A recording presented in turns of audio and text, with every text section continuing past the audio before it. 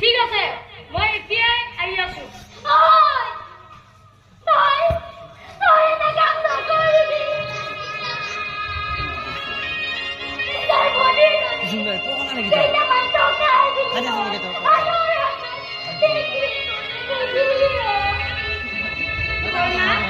আপুনি মোক মাতিছিল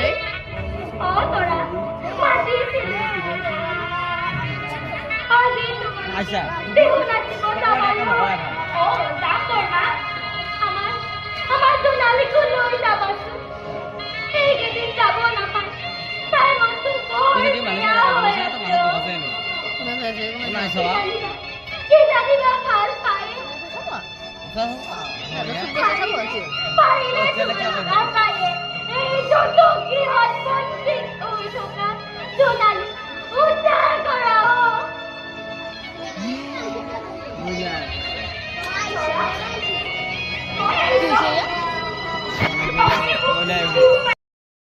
বন্ধু হৈ গৈছে মই কোৱা নাই কিন্তু যদি দাদাই গম পায়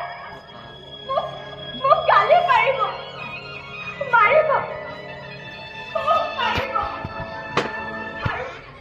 আৰু হয়তো মই মৰিয়ে থাকিম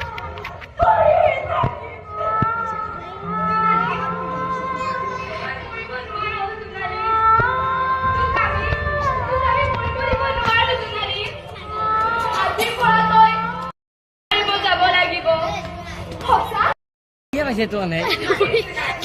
কি দিবলি কি যাও মই ক'ত আমাৰ দিলখন কোৱা নতি দি আগত কিয় নাই পিছে গেম খেলা পাইছে নেকি তই মই আকৌ বিহু নাচিম অসমীয়াৰ স্বাভিমান হেঁপাহৰ ৰঙালী বিহুটি এবাৰ কি দিবলি বন্ধ হৈ যায় মই হেঁপাহ পলোৱাৰ বিহু আজি নাজানা হলি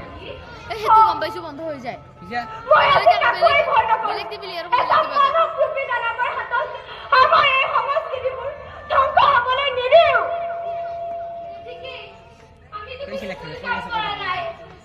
সংস্কৃতিবোৰ ধৰি ৰাখিবলৈ চেষ্টাই কৰিছো আৰু যদি কৰিছে ঠিকতে কৰিছে যিয়ে আধুনিকতাৰ নামত নাঙঠ হৈ উদ্যানিত কৰি সমাজত বিকাশ পচতিয়াই ঘূৰিছে গতিকে মই আজি এইটো সিহঁতৰ লগত বিহু মাৰিবলৈ যাওঁ কি যে হৈ গ'ল এই জোনালীজনী কিছুমান ভুল কৈ লোৱা সিদ্ধান্তৰ বাবে তাই আজি এনে অৱস্থা নাই তাইক আমি অকালতে হেৰুৱাব নোৱাৰো যৌতুক গৃহৰ ভিতৰত জুইত যোৱা জোনালীক উদ্ধাৰ কৰিবই লাগিব কৰিবই লাগিব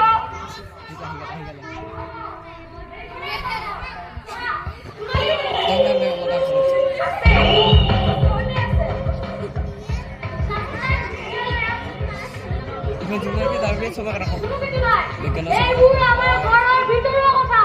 যোৱা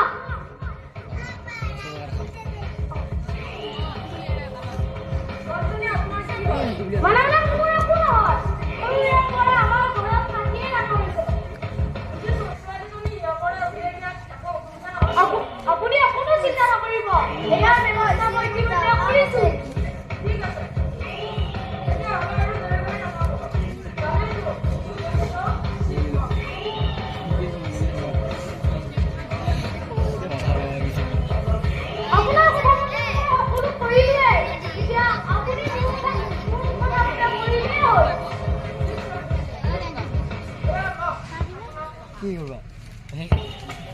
ধন্যবাদ